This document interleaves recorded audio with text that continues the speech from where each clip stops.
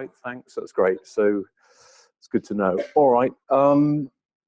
So I thought what I'd cover is what Xamarin UI test is, an overview, how and where Xamarin UI tests can be run, because you can run them in different ways, and then also go through Xamarin Test Cloud and sort of cover a bit of that and how it works and why you might want to use it. So in summary, Xamarin UI tests, it's an automation test library, and it sits above Calabash, and Calabash is a cross-platform UI test framework which allows you to automate your mobile app. So you can automate the user interface and press buttons, fill in text, and just basically automate it. And Xamarin UI test is a C# wrapper over the top of that. So Xamarin have created this library, and it sits over the top, and is a library that will drive the UI for you of your app.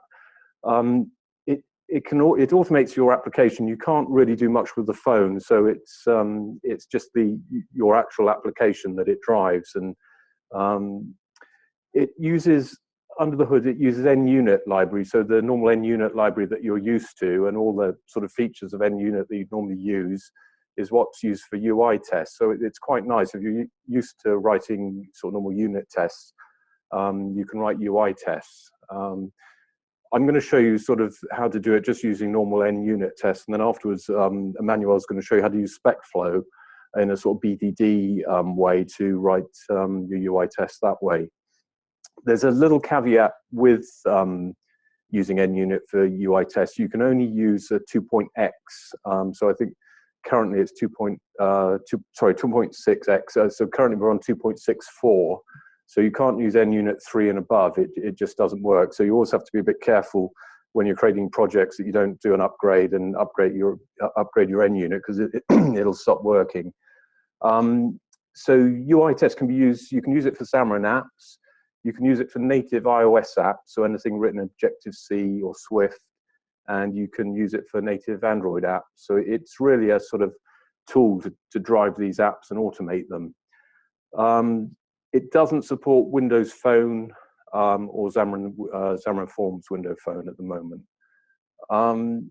So there are different ways. If you're coming from Xamarin, I'm going to mainly cover Xamarin Studio today, but this can all be done in Visual Studio as well. The only caveat being that you can't run iOS tests from Visual Studio at the moment. So all these you can run if you've got a Mac and Xamarin Studio. You can run locally, but on Visual Studio on a PC, you can only run Android tests locally. You can still write your tests for iOS, but you can't actually run them. I've heard that Xamarin are thinking of putting something in for that, but they don't currently.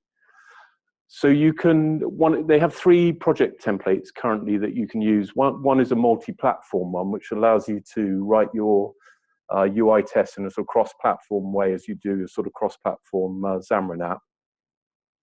Another one is just a plain iOS template, and another one's just the Android template. And at the most simple level, I've just thought I'd put some text here, and I'll try and get into a demo quickly rather than sort of talk about this, to actually show you how this works. At the most simple level, you have a sort of a unit test like this. You configure your app. There's sort of a bit of ceremony around configuring your app. And then you're basically getting into the gubbins of sort of actually driving the test. So things where you're entering in text and you want to tap buttons and just drive the user interface. So at the most primitive level, you have something like this, if you're doing it via sort of NUnit. And under the hoods, what's happening with a UI test is you have your client UI test project, and then you have what you call your server sort of test project. That's what's running on your device. So what happens is you have the UI test running on a client, which is a PC or maybe in a cloud or a CI environment on a device, and then that's talking to your actual mobile device, and they're using just HTTP traffic to talk to each other. So one's a client and one's a server, and if you put the UI test in the debug mode, you can actually see in the console window, you can see a lot of that traffic going backwards and forwards between the two. The HTTP server that actually runs on the device, and UI test does does that in different ways depending on whether it's iOS or Android.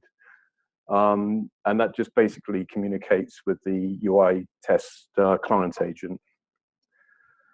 So I did this diagram, not a very good one, but it's just a sort of very basic summary. It's a little bit more complicated than this, but it's a sort of a very basic overview of how it's run. So you have on your left, you have your desktop or cloud environment running N units. You have your UI tests, normal tests that you'd run.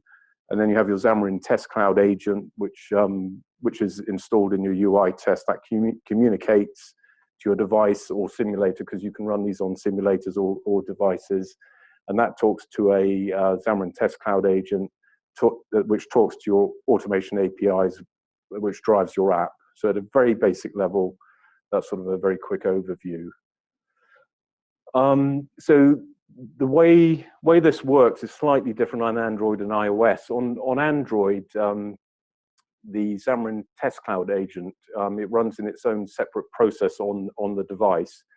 So you can actually take an Android APK and you can actually drive that APK by writing a unit test without having to have the source code, because basically the UI test will sign both your UI test agent, that runs on the device and the application with the same key store. So it allows it to drive that app. So you can download an APK off the Play Store, and once you can figure out how the UI is put together, you can write your own UI test for it without knowing anything about the code.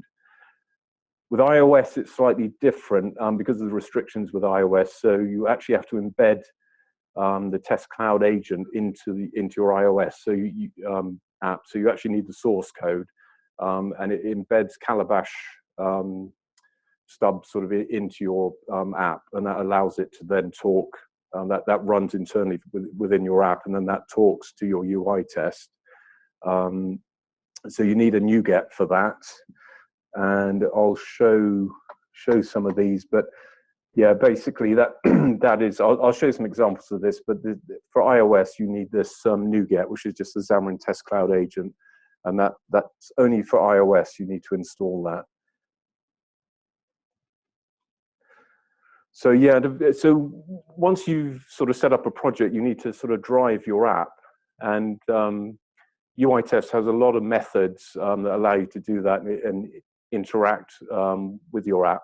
So you can sort of do things like tap a button, enter text, and I'll go into some demos which describe this in more detail, but this is sort of a very high level example.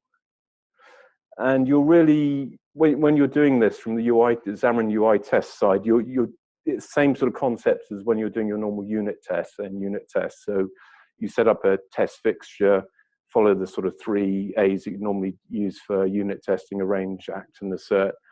You can use things like categories and run your tests by categories. So I thought what I'll do is actually get into a demo, just again, at a very high level this, but just to actually show you, sort of how this works. So if I go into Xamarin Studio, so I'm going to create a brand new project, and I'm going to just drive it. So if I go in, I'll go into Android here, create an Android project.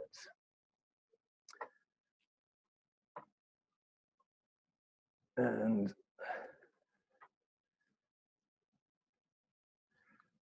just give it some names there. So down here by default, if you've seen before when you're creating projects, you get this tick box down here, add an automated UI test project. That by default will install a separate project, which is your UI test project in your Android app. So that will drive the Android app with the UI test. So if I quickly go in. So the first thing you'll notice is we've got the Android app here. In the background, you'll notice the package console manager, which is upgraded some of the NuGets there. So it's downloading some of the UI test NuGets.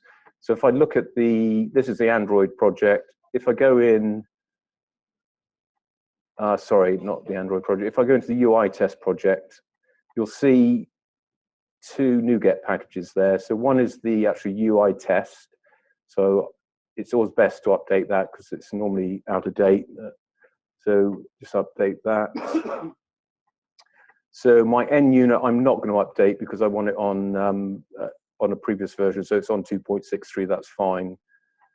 And then I've just got my normal Android project there.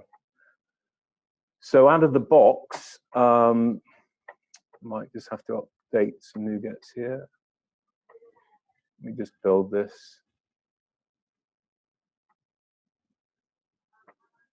While that's building, I'll just go into the test. So out of the, that's just Xamarin not updating. So if I go into a test, so this is a basic N-unit test project.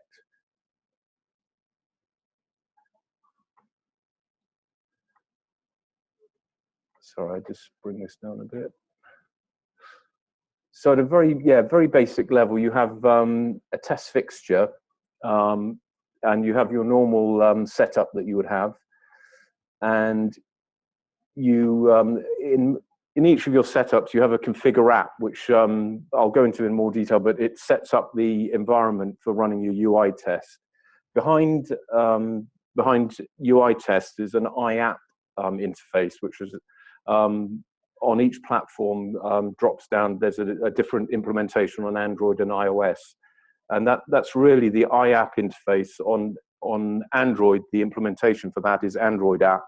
And that's really what drives the whole UI test suite, being able to mark, look for text elements, tap buttons, and things like that. So that's the key. So most unit tests, when you go in, you need to configure the app, and you have a builder method here, which has a fluent interface called configure app, and you can do all sorts of things. There's all sorts of methods and properties on that to allow you to set the app up. And then a very basic test here. So this comes out of the box when you create a project. So this is, if I can just make this a bit smaller. So at a very basic level, this is your standard sort of Android project that you would get with a button which you're clicking, and each time you click it, it increments. So what this test is doing is getting a reference to my button, which is identified on the in the XML, and then it's doing some clicks and asserting that those are right. So I'll just run this test just so you can see what's going to run, and actually it would help if I built it.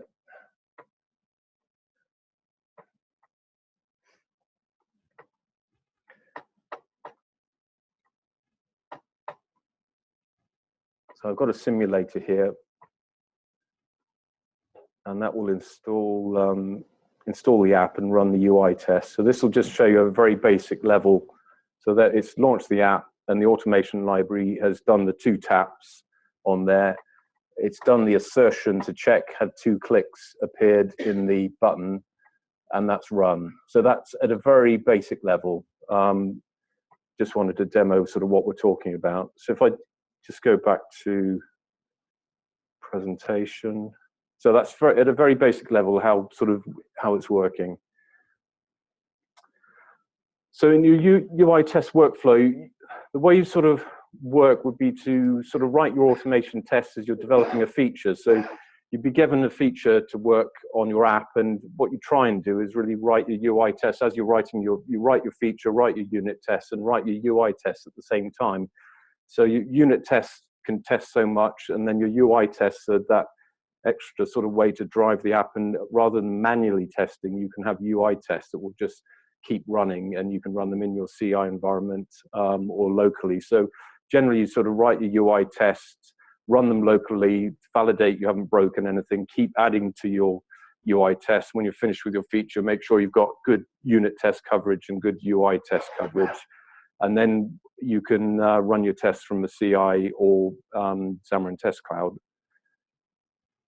So mentioning earlier, the tests rely very heavily on running queries to locate your UI element. So there's a lot of, in the API for UI Test Cloud, UI Test, there's a lot of fluent type interfaces that allow you to query, and you can sort of build those up and do a dot this, dot that, and sort of really drill in to find elements and and get quite clever with trying to identify parts of your UI and drill into it. There's different techniques, so you can write your tests in a cross-platform way, and there's sort of different techniques to share your test logic between those platforms. So the normal sort of things that you're used to with Xamarin for abstracting away logic, you can do with your UI tests, and it's quite nice because if you think about it, if you had an iOS app and an Android app across platform and you've got a login on both, they're going to be pretty similar. So if you want to tap a button on the iOS app and tap a button on the Android app, it's virtually identical, the sort of workflow that you want to do. So you can abstract a lot of that away and use a cross-platform technique. Yeah, and if you write them in a cross-platform way, you're going to be able to run them in the cloud and test them on different devices. So you need a way, when you're writing your tests, you need a way to identify the UI elements. And when you're looking for elements on your screen, there are different ways of doing it, but the best way really is to be explicit about identifying, say, a button on a device or a text box, and it works slightly differently depending on what platform you're on. So on Android, sorry, where am I here? Yeah, so on Android you would you use the ID generally. So on your UI on Android you have your normal ID, and where you define something like submit button, that's a good ID for you to identify that element on your UI for your UI test. So that can then be used. So in the example below, you know your submit button, and then you can say tap on it and use that type of syntax there to identify it and tap on it. In iOS, it's slightly different. You can use to identify your elements. If you want to be explicit, you can set up IDs using the accessibility identifier and the accessibility label. You can do that in Xcode, or you can do it in code. Also on Android, there's a sort of accessibility identifier which you can use. So that they're basically different techniques. It's nice to have the IDs identified, and then you can look for them very easily then when you're running your UI tests. So there's if you've got an app and you're running it and you want to know, you'll know from when you're programming where your IDs are, but you might be running it and want to interrogate the UI. So there's different ways of doing that. There's a tool when you're running called REPL, which stands for read, eval, print loop. And that allows you to interrogate your UI, and you can do it in an interactive way in your app. So I'll give a demo of that in a minute. There's another tool on Android called the dump view hierarchy for UI, which allows, it's in the Android device manager, and you can go in and actually click on your view and drill in and see the IDs. That's another nice way. So if I maybe just give a quick idea of the REPL, that might be an idea. So if I go back to this test that we set up earlier, so this is a very basic, so this is it running in the simulator here. So we've got a button. So what I'm going to do is just write another very basic test to fire up what's called the REPL. So if I come in here, so again, this is just like NUnit to create another test.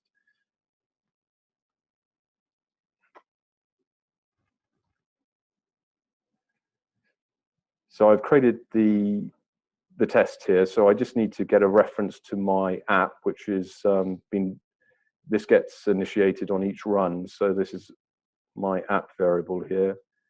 So I need to do app.REPL. Now what that will do is stop the, it'll launch the app and it'll stop it and fire up an interactive window, which allows you to sort of interrogate the UI. So let me run that test. If I rebuild this. So yes, on the right here, you have your unit test. You can bring that up in different ways, but you can see your unit tests on there. You can also actually, if you've got multiple devices on here, you can right click and you can select different devices within the IDE to run your tests on. So here's a second test. This is not really a test. It's going to run a test, but it's going to launch REPL. So if I run this,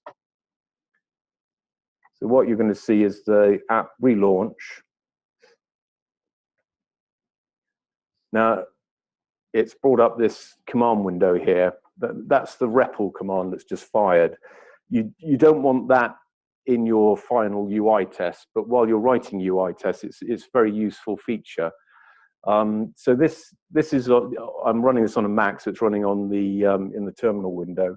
So what you can start doing here is typing in a load of commands which will start interrogating your UI. So on the right here we have the whoop, didn't mean to do that.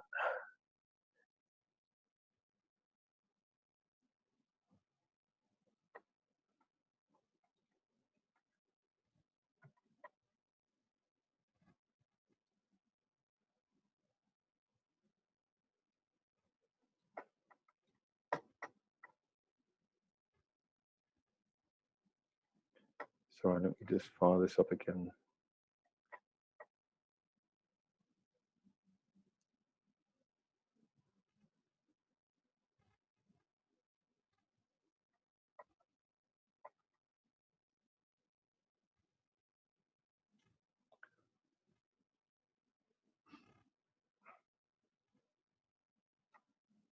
I'll kick this off again.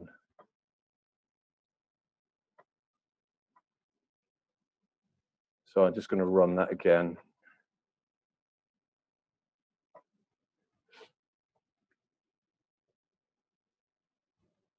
Right, so that's launched the REPL again. What I was trying to do was move this over and didn't do a very good job. Let me move this down. Because what I wanted to demo was how you can see interactively me tapping that button. So if I type in, there's a command here, this is in REPL, so this is interactive. If I type in tree, it's giving me a view of my UI from what's running currently in there. And you can see everything that's in that UI. So you can see there's a button, an action bar up there. You can then start drilling into stuff. So you can type app dot, and then it's got IntelliSense, so you can start to query. So one of the things I could type in is app query. And that gives me a lot more information about what's in my UI. Very useful. So I could, there's a button there, so I might want to say tap on that button. So if I get a reference to that button, the ID there is my button. So I can type in another command, say app.tap, my button.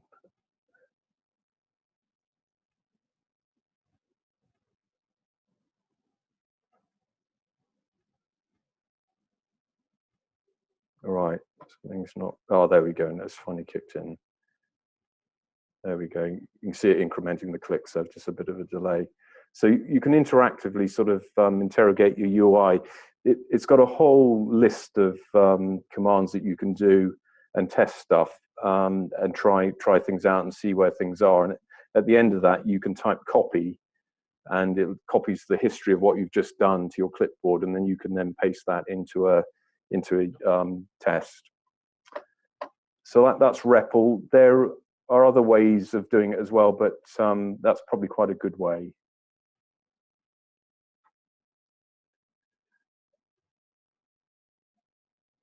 So yeah, I think I went into this. So there are different techniques. There's config app, which is this fluent builder to create your implementation on each platform.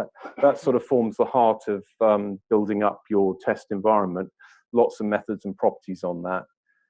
There's another tool called Xamarin Test Recorder, which is quite useful if you're early into UI tests and also you want to try out the testing the user interface. And that can be used on Android and iOS.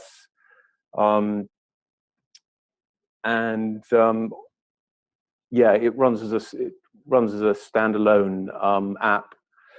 So let me just show that actually very quickly as well. That's quite useful. So this is this is Xamarin Test Recorder.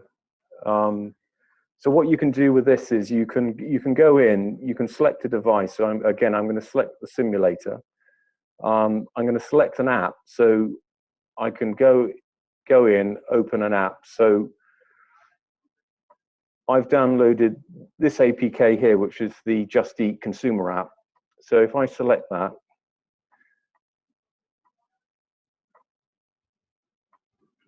right, now that has now launched that app on the simulator there. This is all running from the test recorder. So now I can start, if I want, to record things. So what I can do on here is I can press record. So now this is recording anything that I do in this user interface. So if I now type in a postcode, say, and say find restaurants, you can actually see on the right here what it's done. So it's done app.enter the text. It's just recorded the text that I typed into the ID as well. So it's picked up the ID, which is nice. And I haven't got the source code for this. So this is just picking it up from the APK. It's tapped on that search button. So I might want to do something else now. Click on this here. Now what you can do from that's recorded that. You could copy and paste that into your unit test and just use that. You've also got the ability there to export it as a UI test, and also send it directly to Test Cloud. So I'm going to send that to Test Cloud to run, because Test Cloud will take about 5 minutes to run. So I just want to let that run, and then we can look at it in a few minutes. So I'm just going to run that on a device.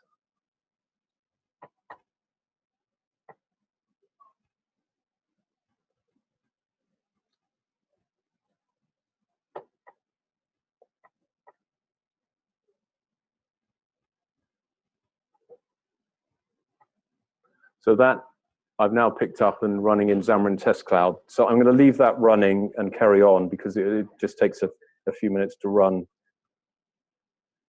So you can run your UI tests in lots of different places. You can run them on devices, emulators, simulators.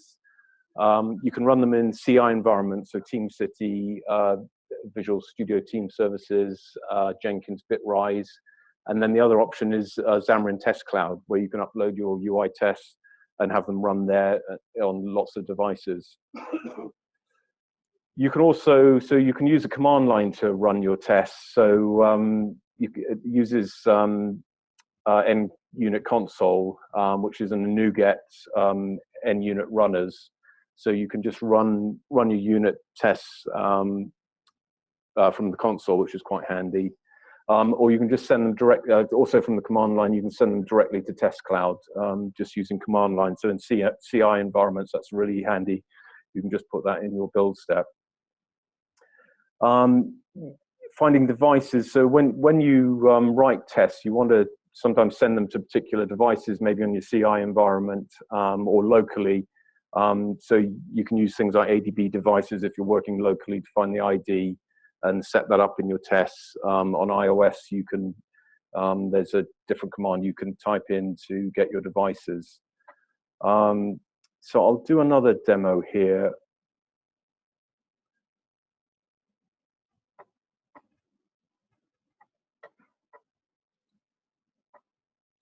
So this is a very basic Android app.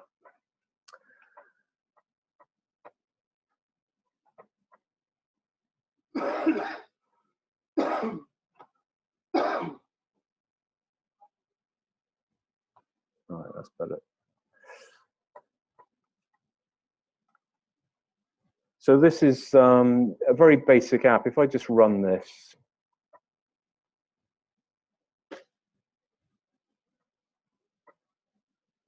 so I think it's just updating.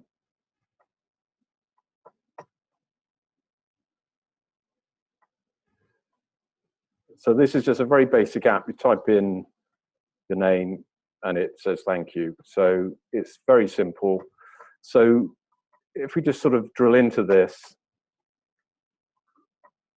again, this is very similar. So you're setting up in the setup you're setting up a main screen here. So we're trying to identify elements in our UI, and we're just going in using some of the syntax from UI test to identify elements, which put into some variables. And so you can use the sort of test cases that you're used to in NUnit, running different test cases through. We're going in, sort of entering some text into the first name, entering text into the second name, taking screenshots, which you can do locally. There's, again, this is this I app interface, so you can enable screenshots locally, doing something like that. On the cloud, so when you take these screenshots, they're saved, and they take an actual snapshot, a picture of your user interface at that time. In the cloud, running in test cloud and in your CI environment, that's really useful because you can reference the screenshots, and you can put these screenshots in at different places. So things like the categories here, you can set up as well, so you can actually run tests by category. So let me just go back to that. Let me just run some of these tests. So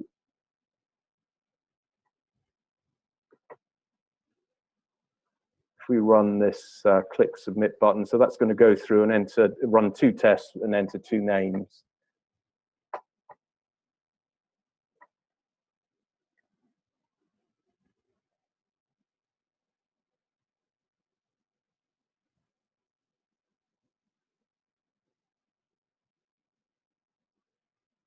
So it's fired up the app, entering those 2 names that I had in the unit test, clicks the button, asserts that that's correct, then it's going to fire the second test case.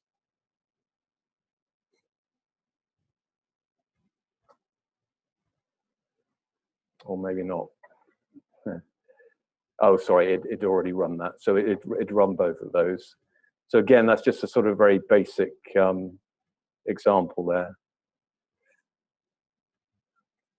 So the Xamarin Test Cloud is, it allows you to test your app on hundreds of actual devices. So Xamarin have a sort of a cloud where they've got physical devices, and they're adding to these all the time.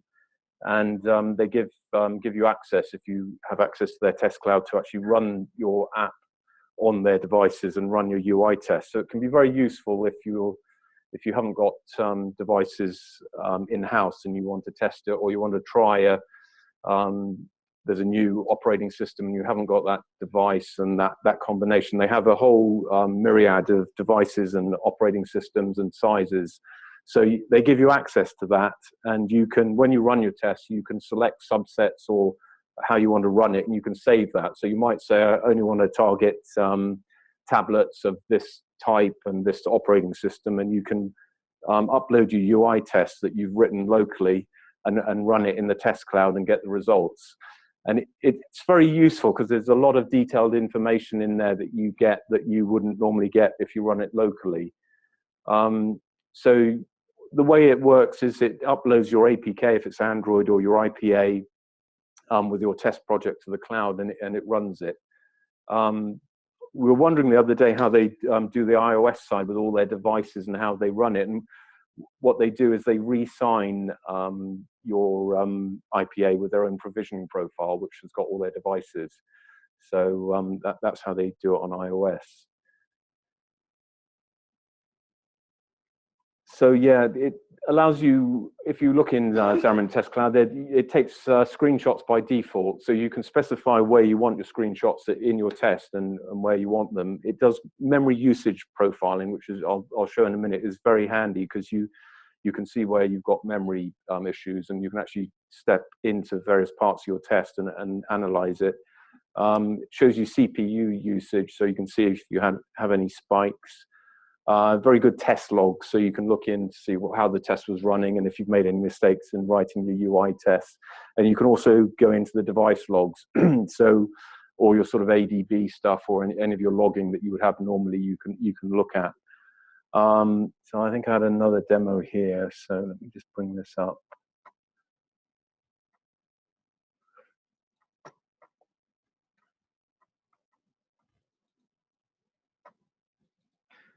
So this is Xamarin have a lot of good samples actually in their GitHub repo. So this was one from their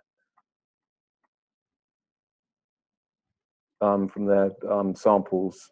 This is a credit card validator. So again, very similar sort of stuff to what we saw before. So this is for iOS though. So this is getting an implementation of the builder for iOS and setting up we're calling some methods there to set up the environment and initialize our app there. And then the unit tests are doing the normal things. So we're waiting for elements, we're trying to identify them. This is where it's using this Fluent type interface. So it's saying, look for anything with this class and marked with this. And then it's trying to look for it and run the test and compare things. So you can write some very nice tests when you're doing things. And this is a very basic app, which is just entering a credit card number and asserting if it's correct. The other thing to notice about this is an iOS test. So what you find with iOS, I mentioned at the beginning that you need to install the Xamarin Test Cloud agent if you're using iOS, which you don't have to do for Android. So here you can see the NuGet package from which installs the Test Cloud agent into your app, and that needs to be installed. The way they work this is in your app delegate on your iOS app. You have in the finished launching here, you have this Xamarin Calabash start, which kicks off your automation library so that it enables you to do the testing. You can only do this in debug mode on iOS, and they just have a flag here, a conditional compilation symbol, which will enable it. So you don't want to, when you're submitting your app to Apple, have any of this embedded, because your app will get rejected because it uses a lot of private methods under the hood from Apple, and they'll reject it straight away. So when you build this, you need to ensure that you've not built in the Calabash. So the linker generally will not include it, long as you've got this this line removed. So really for iOS, it's the same end unit test, it's the same sort of paradigm really that we're using that we did for Android. And if I just run some of these, this is just to give you an idea of running it on a different platform. So this should, with a bit of luck, fire up our simulator.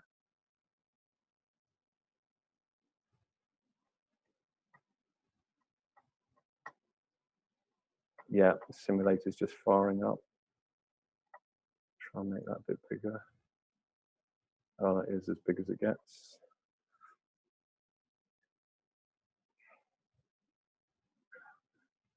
All right, so that's now launching it's about to launch the app. There we go.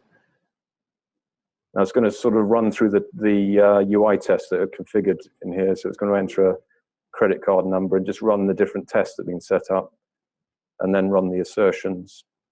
So that's got a valid credit card number. That's going to run the next test.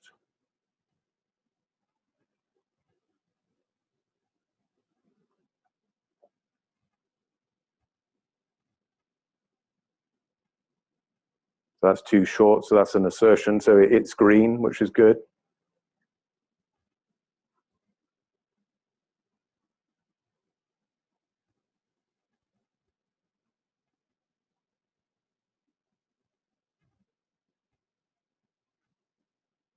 And that one's too short. So again, we've got 3 tests there. They've all passed. The assertions that were made in those tests are all correct. So that's good, and sort of thing that you want when you're writing a UI test. So again, that's just an example of how it would work on iOS. But I think the takeaway from that is that it's very similar code that you're writing both times for both platforms, and it's driving the user interface. So you can sort of see how you could start to abstract a lot of this logic away when you're writing your UI tests. if you were trying to target cross-platform. So I won't go to any questions yet because we'll flick into Xamarin Test Cloud. So I kicked off, uploaded that run earlier, and 7:22 it is completed. So very quickly, Xamarin Test Cloud has this portal here. You can upload your, these are the different apps that have been uploaded. If I just quickly go in, they have some sample apps here that are already run. It just gives you an idea of what's on there. So it's got a very nice portal, gives you a sort of summary of what's run on your tests. So you can see the number of tests, the memory. You can drill into a run. So if I drill into a run, you get a lot of very useful information. You can see on the left here the steps of your test. You can drill it. So sorry, this is a test. So you can see the steps here of the test. You can see the devices this is run on. And it's taken screenshots at each stage of the test, which is very useful. So on this test here, it's given I am on the login screen, and you can now go to each of these devices. So this is iOS devices. I don't know if this test is run on Android. So this is just run on iPads here, but you can click on a screenshot and actually see what does it look like on that device at that step. You can then go on to the second step, say what does it look like. Again, you've got a screenshot. You've also got, I'm slightly off the screen here, but you can view the memory usage.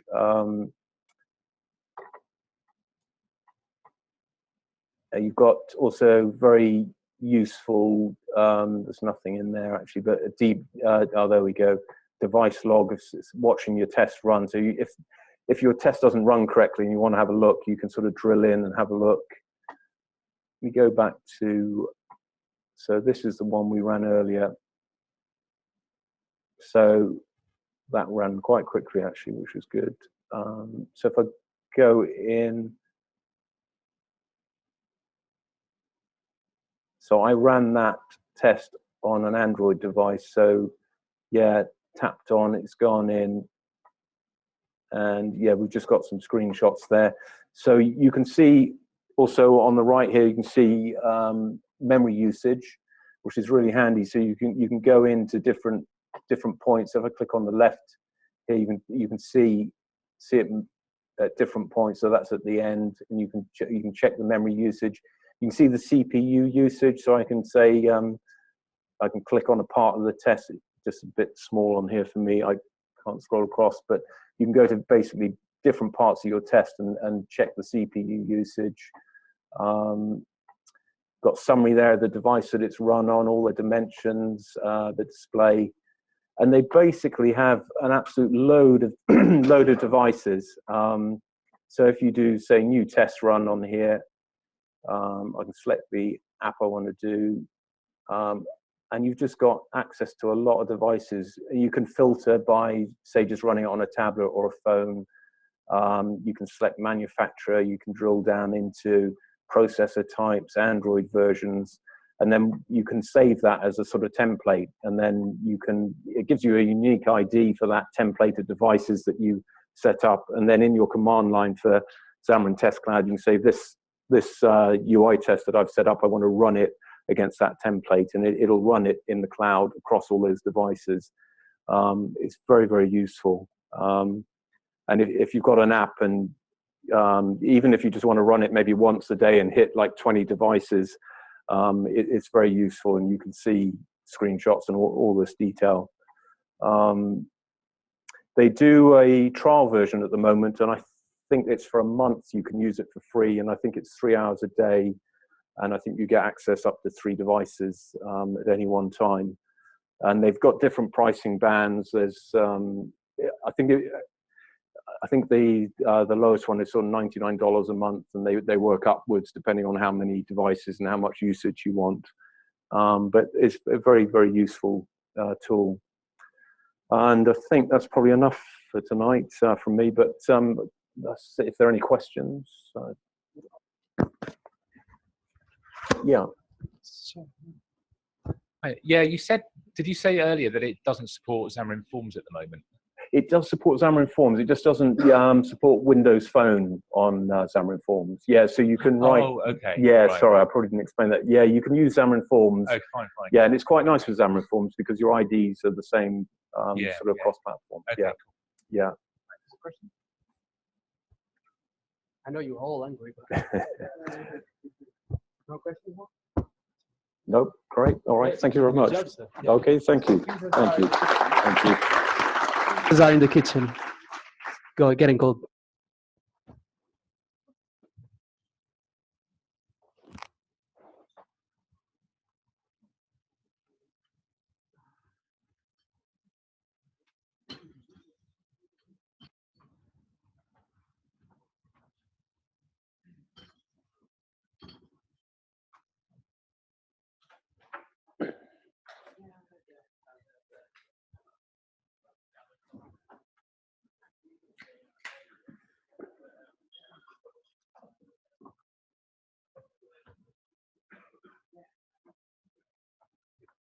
You guys have a session on game development. Let me know. I'll give you my email. Okay. Let me know. My cousin's doing it. Okay. And they're almost done getting it ready for production. So. All right. Is involved in what? Unity.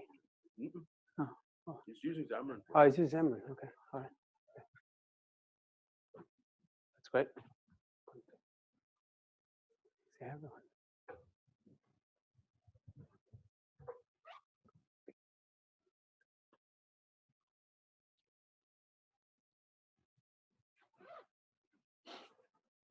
So I try not to take you a long time on this one because it's already a little bit late. But anyway, my name is Emmanuel, and I'm gonna just add some on top of what Gavin talked. So it's how we can bring BDD to Xamarin development and combine it with Xamarin UI tests to have a great integration and automation. So basically, what is BDD? I'm definitely not going to explain this because it's so big and I don't have time for this. I'm just gonna focus on one topic. That is basically, it shares a language that everybody in your team can understand. Not only people that develop, but teams nowadays, they are not only developers anymore. So they are filled with people that are not technical, and it's great for you to have something that everybody can understand inside of your solution, right? So basically, this is where Gherkin enters. So basically, this is a basic English language, and allow us to describe our software and how it behaves without really defining what is done in the background. But you can know, looking at it, what the feature is and all the steps to do it. So you know the behavior of your app looking at it, basically. This is just a simple example of how Gherkin is. It's just pure text. And I think everybody can understand this. So I pick one of the Xamarin Tosky sample apps that is very simple. It's just to add tasks on it. And this is one of these features. And this is always one of the features described in Gherkin. So you just add a task, you just go to the home screen, add colleague milk, save the task, and I should see this task in my list. It's pretty much it, and everybody can understand this. In this Wikipedia definition, it says what Cucumber understands. So you remember Gavin talking about Calabash, right? So, and say there is already a built solution that you can use in native iOS and Android development. So this is not new. To unify BDD and Gherkin to bring this, that's called Calabash, that uses Cucumber as a Ruby framework. But we want to keep as a C# because we are C# developers, I guess. We can do a lot of other ones, but I'm focusing in here in Xamarin C# development. So that is where Xamarin UI tests start entering. And I'm not going to detail on this because Gavin did a great job and everyone heard about this already for like 40 minutes, and I will carry on going on this. I just want to show you is how this converts to our Xamarin UI tests, basically. So this is what we have in our Gherkin, and this is what we have for the same thing in our C# code, correct? But people in your team can't understand this. So BAs, UI UX developers, UI UX designers, they don't know how to read this. That's why we need to focus, how can we, in our solution, have something that can explain how our app works outside of our scope of development. And we can explain what C# is, but I don't have time for that, and no one has time for that. So I'll just carry on with another easy solution to do, and is where SpecFlow starts to kick in. So SpecFlow basically is going to fill the gap that we have between the Xamarin UI tests and the gherkin, and you can define with gherkin basically features and steps, and these steps definitions can be C# code, right? So this is basically, it creates a layer on top, and you can just do your steps and implement the C# code. And as you know, Xamarin UI test is a framework built in C#. So basically, you get a good thing of both worlds. You can have automated tests and a good up-to-date documentation with this. Because when you start a new project, you have like that PDF file or Word file, they have all the features and what they do, and you start building on it, and it's already 1 year of development. It is so way out of date that you just cannot use it anymore because people just forget to update it and add documentation on it. So this is actually a good way of having a good documentation with all the features, depends on your test coverage, but I hope is as much as possible, of all features that your app have. And people like outside of being developers, or even me, when I joined Just Eat, the app was big, and I needed to like dig the code, and you have 1 week to, anytime they give me to look through the code, feel free to do it. But one of my colleagues just said to me, just go to the SpecFlow project and go through all the features, and you're going to understand what the app does without really looking to code. And I really did that and improved my time of getting in what the app does and start doing really work instead of digging what I'm doing or how it works through code. So it was easier for me to understand, was a well-documented app, and it helps me. And I think it helps any team that have new people coming around, or a new BA that join in, or a new UI UX, everything. I think is a great thing to add. And I'm going to do a small demo, because this is really supposed to be short for you guys on all day. Sorry. So you already saw this before. So I'm not going to lose time explaining what Xamarin UI test is. I'm just going to try to see and explain you how this SpecFlow works. So if you go to Xamarin Studio add-ins, right, it is not enabled by default, right? You go to IDE extension as SpecFlow support. So you need to enable this. It's the same way in Visual Studio as an add-in, SpecFlow support. And after, if you want to add to your solution a new project, you go down there on the list, like in the MISC, and there's a general project file that includes SpecFlow and units library. So as Gavin said, Xamarin UI tests use NUnit. So this is all connected as where this starts to connect. So I already have my project in here. I'm not going to add another one. I'm just going to say to you, you have the same problem with these packages because the version is not compatible with UI tests. You need to go back to 2.6.4. Just make sure I'm saying it right. And you need to add on this project Xamarin UI test because it is not added by default. Okay, because SpecFlow can work outside. You can do anything you want in C#, but we are just putting it together with Xamarin UI tests. So you need to add this. And after, you're going to create a new, so you just come here, add a new file, and you have this. When you enable the SpecFlow, it just adds this tab, and you just can type a new SpecFlow feature. And it will create a default feature for you with an example, and you can dig into it and turn it your own feature.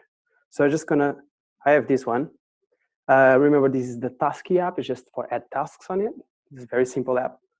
And basically, I have in here a task that is adding a task, and one scenario is going to add a task. This is exactly the same example you saw in my presentation.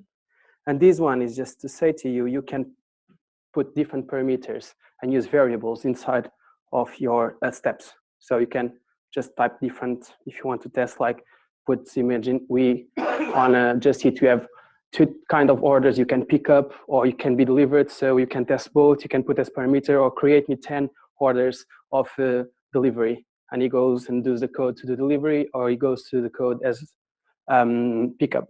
So yeah, it's pretty much it. It's very simple to use. And now each of these steps has a C# definition, as I said, right? So we have here the steps. I'm not going through the screens because Gavin already did this, the same thing. He uses ID, I use marked. Marked is simple, go through different things. He goes to ID, names, and try to pick in everything is possible if it exists something with this text on it. It's exactly the same thing. We have the app initializer, right? When it initializes as a platform, I'm using both in the same example. And this file I say to you, I was forgetting about it. This feature basically generates an C# file with everything you need. It is automatically generated. And basically, it creates a class with camel case of your feature title, right?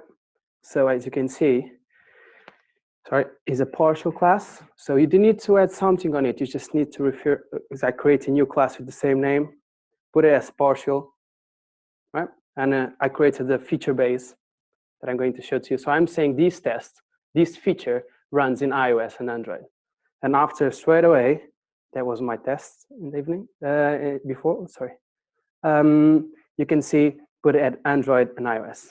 Automatically, when you rebuild, he knows, and he gets this done for you. What the feature base does is simple.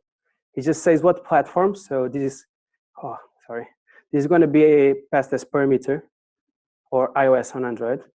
And it's going to do the app initializer as a parameter as the platform you choose. And basically, it's going to initialize the screens. It's going to save it on this feature context. Basically, this feature context is like a bag.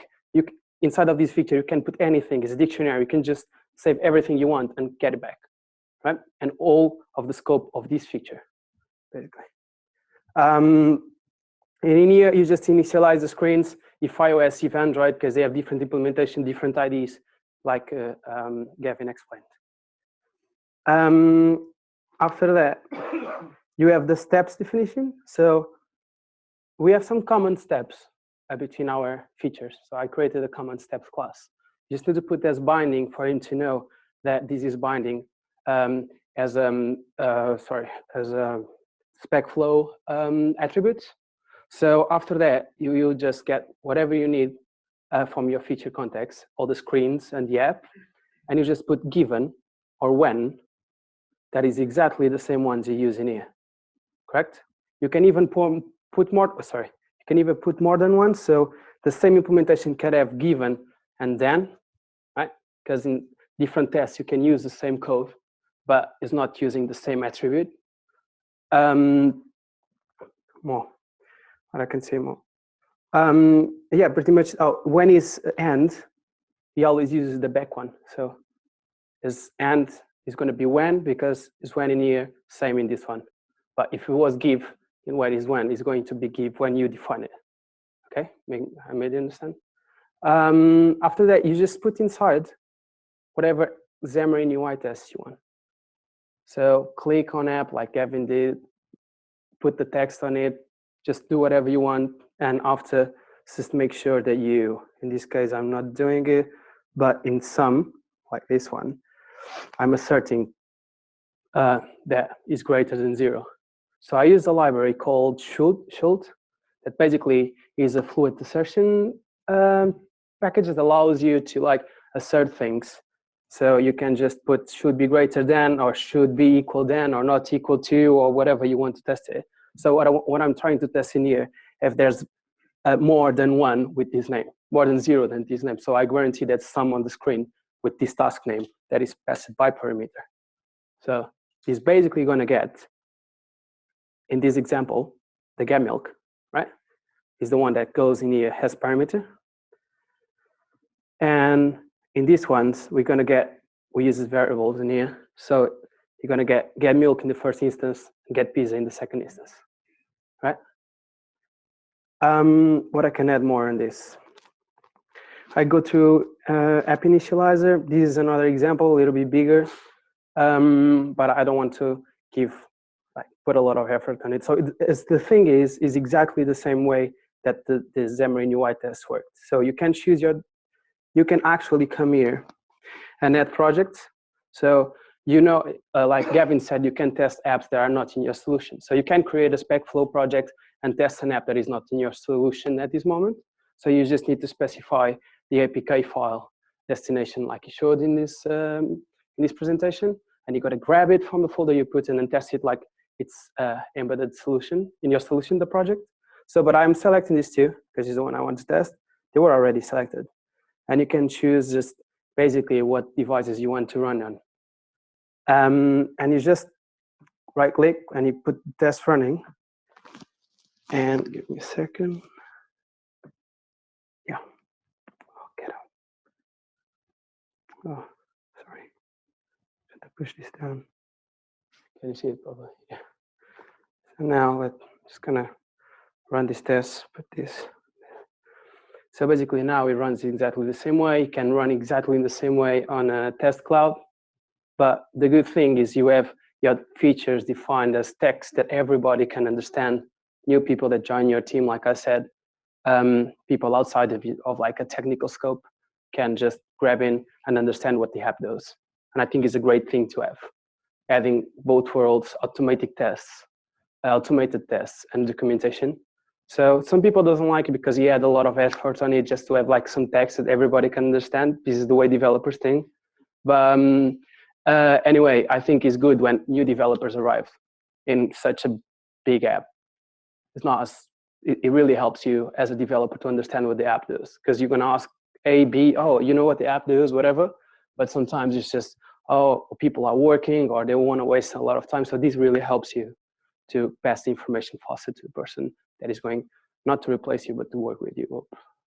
So yeah, this is running as a normal test like we did. I didn't got in really of what the test does in each step, but it's exactly the same thing. We take screenshots, we get the example in here.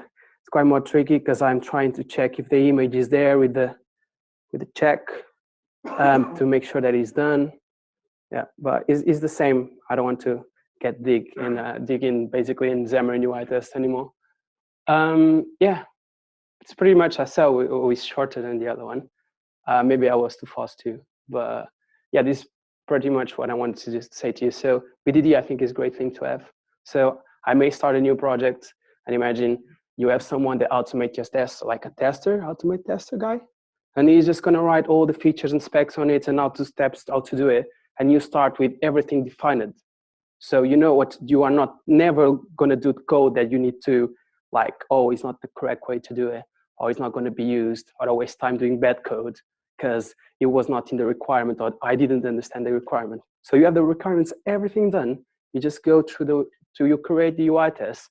With this, you implement all the codes and the UI that is needed to make all those tests go green, and you have similar to TDD, but in a behavior way. Yeah, instead of test way. Yeah, that's pretty much it, guys. Questions? What is the... Can this be used in functional tests, not just UI? Good question, don't know. You can use any C# code.